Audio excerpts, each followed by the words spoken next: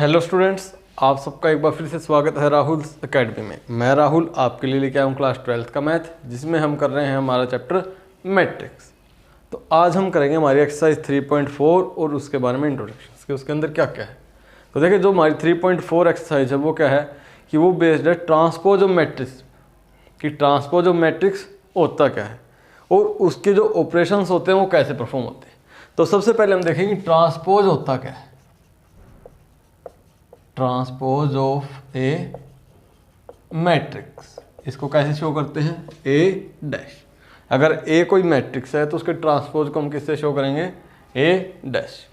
और कैसे फाइंड होगा कि हमारे पास एक मैट्रिक्स है 1 2 3 4।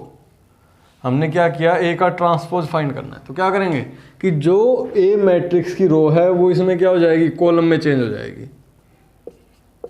फर्स्ट रो से फर्स्ट कॉलम हो गया, सेकंड रो से सेकंड कॉलम। ठीक है, कि जो ए मैट्रिक्स थी उसके रो वाइज एलिमेंट थे, एक एक रो को उठा के फर्स्ट रो को हमने यहाँ फर्स्ट कॉलम में चेंज कर दिया, सेकंड रो को सेकंड कॉलम में, अगर थर्ड रो होती तो उसको थर्ड कॉलम में, इस तरह हम उसको चेंज कर देते। तो ये क्या हो गया हमारा इसका ट्रांसपोज। ठीक है, अगर देखें किसी मैट्रिक्स का हमने ट्रांसपोज लिया और फिर उसका दोबारा से ट्रांसपोज लिया तो क्या आएगा हमारे पास, वही सेम मैट्रिक्स। देखिए इसका ट्रांसपोज ले तो क्या आया, फिर वही रो को कॉलम में चेंज कर दिया 1 3 2 4। तो ये और ये मैट्रिक्स क्या है दोनों सेम। तो ट्रांसपोज ऑफ ए मैट्रिक्स क्या होएगा, ए। कि अगर किसी मैट्रिक्स का पहले से ट्रांसपोज दिया हुआ, अगर दोबारा से उसका ट्रांसपोज निकाल दें तो हमारे पास वही सेम मैट्रिक्स आ जाएगी जिसका वो ट्रांसपोज था। ठीक है, उसके बाद आता है कि अगर हमारे पास दो अलग अलग मैट्रिक्स हैं ए और बी, दोनों को प्लस करके फिर ट्रांसपोज फाइंड करें, या फिर दोनों का ट्रांसपोज निकालने के बाद दोनों को ऐड करें तो दोनों का क्या आएंगे आपस में सेम। ठीक है, इसी तरह स्केलर मल्टीपल है। अगर कोई मैट्रिक्स है ए, उसको के से मल्टीप्लाई किया और फिर ट्रांसपोज लिया, या फिर मल्टीप्लाई करने से पहले ट्रांसपोज लिया फिर मल्टीप्लाई किया, तब भी दोनों क्या आएंगे सेम। ठीक है, उसके बाद आता हमारा symmetric matrix and skew symmetric. Symmetric क्या होती है कि एक ऐसी मैट्रिक्स अगर जिसका ट्रांसपोज भी फाइंड करें तब भी वही सेम मैट्रिक्स है। जैसे कोई मैट्रिक्स है ए और उसका ट्रांसपोज दोनों क्या होंगे आपस में इक्वल, तब हम क्या बोल लेंगे कि वो कौन सी मैट्रिक्स है, सिमेट्रिक मैट्रिक्स। जैसे एग्जांपल है कि हमारे पास एक मैट्रिक्स है 1 2 2 4। हमने इसका ट्रांसपोज लिया, वो भी क्या आया, रो को हमने कॉलम में चेंज कर दिया, सेकंड रो को सेकंड कॉलम। अब देखिए अब भी दोनों क्या हैं आपस में सेम। तो ये दोनों क्या है, सिमेट्रिक मैट्रिक्स हैं आपस में, कि ऐसी मैट्रिक्स जिसका क्या है कि अगर ट्रांसपोज लें तब भी वही सेम मैट्रिक्स बने। ठीक है, उसके बाद हमारा स्क्यू सिमेट्रिक मैट्रिक्स। इसमें क्या होता है कि ये वो मैट्रिक्स होती हैं जिसमें क्या है कि अगर कोई मैट्रिक्स हमारे पास ए है, अगर उसका हम ट्रांसपोज ले तो ट्रांसपोज क्या है, नेगेटिव ऑफ ए के इक्वल होगा, तो उसको हम बोलेंगे स्क्यू सिमेट्रिक मैट्रिक्स हमारी। ठीक है, क्या बोलेंगे, स्क्यू सिमेट्रिक। ठीक है, तो अब देखिए कोई एग्जांपल देखते हैं। जैसे एग्जांपल दिया हुआ है 0 2 2 0, एक मैट्रिक्स हमारे पास ए। अब देखें ए का ट्रांसपोज हमने फाइंड किया, क्या आया, जो रो थी वो कॉलम में चेंज होगी, किसकी इक्वल है, नेगेटिव ए के। अगर देखो नेगेटिव लें इसका तो ये प्लस का 2 हो जाएगा और ये माइनस। और दूसरी इसके लिए क्या है सबसे मेन बात, कि जो स्क्यू सिमेट्रिक मैट्रिक्स होएगी उसके डायगोनल एलिमेंट चाहे 2 हो 3 हो, जैसी मैट्रिक्स होएगी सबके सब क्या होंगे 0। ठीक है, उसके बाद आता है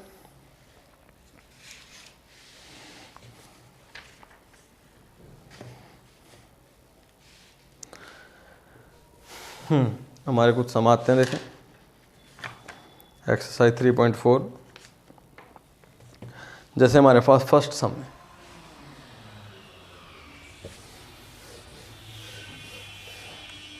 क्या दिया हुआ है कि एक मैट्रिक्स, देखिए हमारे पास मैट्रिक्स गिवन है, ए मैट्रिक्स है 2 3 0 1, बी मैट्रिक्स है 3 4 2 1। तो हमें क्या प्रूव करना है कि ए प्लस बी कि पहले और बी को ऐड करें, उसके बाद ट्रांसपोज, और दोनों ट्रांसपोज लेने के बाद ऐड करें तो क्या आएगा आपस में सेम। देखें पहले हमने क्या किया, ए प्लस बी फाइंड किया। देखिए दोनों मैट्रिक्स, पहली चीज़ क्या है, दोनों कंपेरेबल होनी चाहिए। ऐड होने के लिए दोनों का ऑर्डर सेम होना चाहिए। इसका ऑर्डर क्या है 2/2, इसका ऑर्डर भी क्या हमारा 2/2, तो इसका मतलब दोनों ऐड हो जाएंगे। तो क्या हुआ देख, फर्स्ट में फर्स्ट एलिमेंट ऐड हुआ 2 + 3 5, 4 + 3 7, 0 + 2 2, 1 + 1 2, ये आ गया। अब हमने फाइंड किया ए प्लस बी का ट्रांसपोज, क्या आया, जो रो थी वो कॉलम में चेंज होगी हमारी 5 7 2, ठीक है। अब हमने क्या फाइंड किया, ए का ट्रांसपोज, क्या आया 2 3, जो रो थी वो कॉलम में चेंज हुई, और 0 1। बी का ट्रांसपोज क्या आया 3 4 और 2 1। अब क्या चाहिए हमें, ए डैश और बी डैश दोनों के ट्रांसपोज का सम, दोनों को ऐड किया 2 + 3 5, 0 + 2 2, 3 + 4 7, 1 + 1 2। तो देखें ये मैट्रिक्स और ये मैट्रिक्स हमारी क्या है सेम। तो इससे क्या प्रूव होता है कि ए प्लस बी का ट्रांसपोज या फिर ए का ट्रांसपोज प्लस बी का ट्रांसपोज क्या होते हैं इक्वल, ठीक है। ये था हमारा फर्स्ट पार्ट।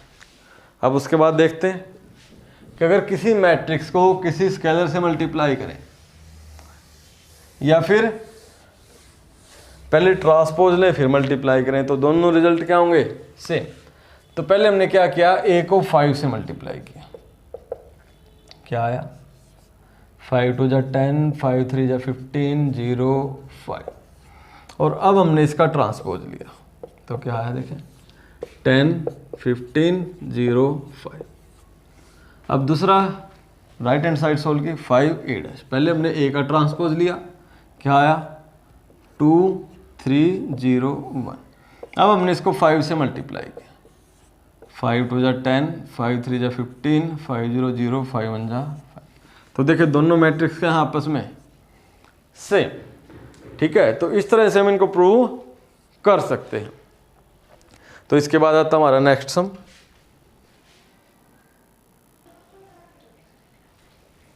तो देखिए हमारे पास नेक्स्ट सम जो एक मैट्रिक्स गिवन है A, sine alpha cos alpha minus cos alpha और साइन अल्फा।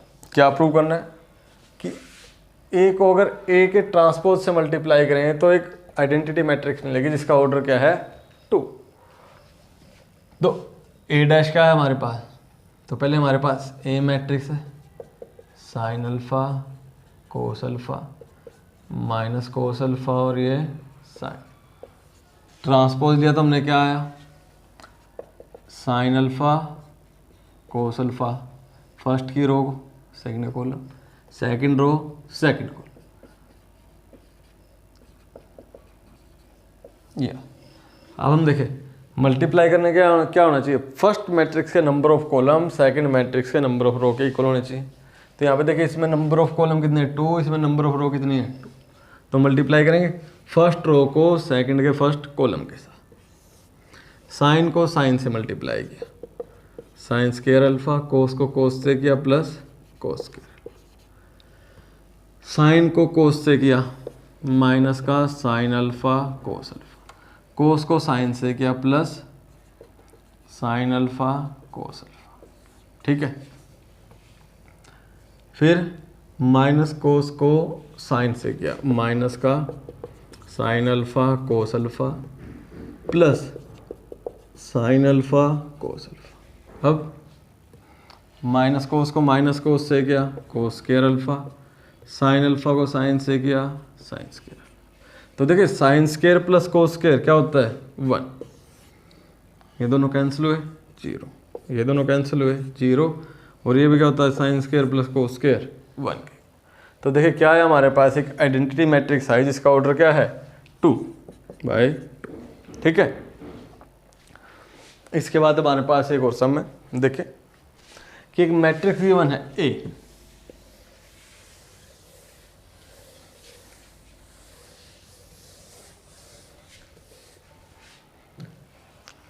मैट्रिक्स है ए 1 6 5 और 7। हमें क्या फाइंड करना है कि अगर इसमें ए में ए का ट्रांसपोज ऐड करें तो क्या होगा, जो मैट्रिक्स आएगी वो क्या आएगी, सिमेट्रिक।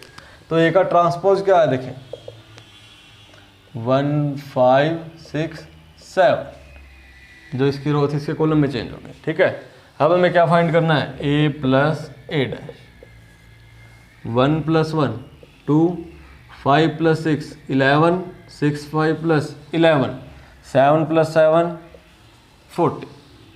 ठीक है, अब सिमेट्रिक मैट्रिक्स के लिए क्या है, अगर कोई मैट्रिक्स अगर उसका ट्रांसपोज भी वही सेम मैट्रिक्स आती है तो वो क्या है, सिमेट्रिक। तो देखिए इसका ट्रांसपोज फाइंड करते हैं हम, ए प्लस ए डैश का ट्रांसपोज, जो इसकी रो थी कॉलम में चेंज होगी 2 11 11 और 40। तो देखिए दोनों सेम है, पहले हमने इन दोनों को यहाँ लिखा, फिर हमने इन दोनों को यहाँ लिखा। ठीक है, लेकिन क्या है कि दोनों मैट्रिक्स फिर भी क्या है, दोनों इक्वल हैं। तो इसका मतलब क्या है कि किसी मैट्रिक्स में क्या है कि अगर इसका ट्रांसपोज ऐड करें तो जो मैट्रिक्स आई हमारे पास वो क्या थी, एक सिमेट्रिक मैट्रिक्स। ठीक है, उसके बाद इसका सेकंड पार्ट जिसमें हमें क्या प्रूव करना है कि अगर इसमें क्या करें, इसका ट्रांसपोज सब्ट्रैक्ट करें, माइनस करें, तब क्या आएगी हमारे पास, एक स्क्यू सिमेट्रिक मैट्रिक्स आएगी। तो देखें 1 - 1 0 5 - 6 -1 6 - 5 1 7 - 7 0। तो हमने इसका ट्रांसपोज फाइंड किया तो क्या आया, जो इसकी रो थी यहाँ पे कॉलम में चेंज हो गई, सेकंड रो से सेकंड कॉलम। ठीक है, तो अब देखिए ये किसके इक्वल है, इसके नेगेटिव, कि कब, जब किसी मैट्रिक्स का ट्रांसपोज उसके नेगेटिव के इक्वल आता है तो वो मैट्रिक्स क्या हो जाती है, स्क्यू सिमेट्रिक। तो ये हमारी क्या हुई, स्क्यू सिमेट्रिक मैट्रिक्स। ठीक है, तो इसके बाद है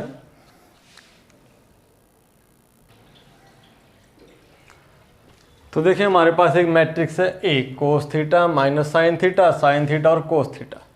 क्या गिवन है कि A plus transpose of A equal है एक आइडेंटिटी मैट्रिक्स है ऑर्डर 2 बाई। तो हमें थीटा की वैल्यू फाइंड करनी। तो देखिए ए तो है हमारे पास, तो हमने ए का ट्रांसपोज फाइंड किया, क्या आया, कोस थीटा माइनस साइन थीटा और ये कोस थीटा। ठीक है, उसके बाद हमने इन दोनों को ऐड किया, किसके इक्वल आया, cos theta plus cos theta 2 cos theta, sign theta और प्लस का साइन थीटा माइनस का और प्लस का तो क्या हुआ 0, sine theta minus sine theta 0, cos theta plus cos theta 2 cos theta, किसके इक्वल है, आइडेंटिटी मैट्रिक्स हमारे पास है ऑर्डर 2 बाई। ठीक है, तब देखिए अगर दोनों मैट्रिक्स इक्वल हैं आपस में तो क्या होगा, पोजिशन वाइज एलिमेंट इक्वल होंगे। देखिए ये तो 0 0 है और ये दोनों सेम है, तो 2 कोस थीटा किसके इक्वल आया हमारा 1 के, तो कोस थीटा किसके इक्वल आया 1/2। तो थीटा की वैल्यू 1/2, कोस की कब होएगी, जब थीटा इक्वल टू क्या होगा π/3। ठीक है, तो देखिए सॉल्यूशन क्या है, general solution 2n pi plus minus π/3। ठीक है, वो n क्या है हमारा एक integer, n belongs to integer. तो आज के लिए इतना ही। अगर आपको वीडियो अच्छे लगे तो शेयर करें और चैनल को सब्सक्राइब करें और वीडियो ज़्यादा से ज़्यादा शेयर करें। ठीक है, मिलते हैं अगली क्लास में। Thank you.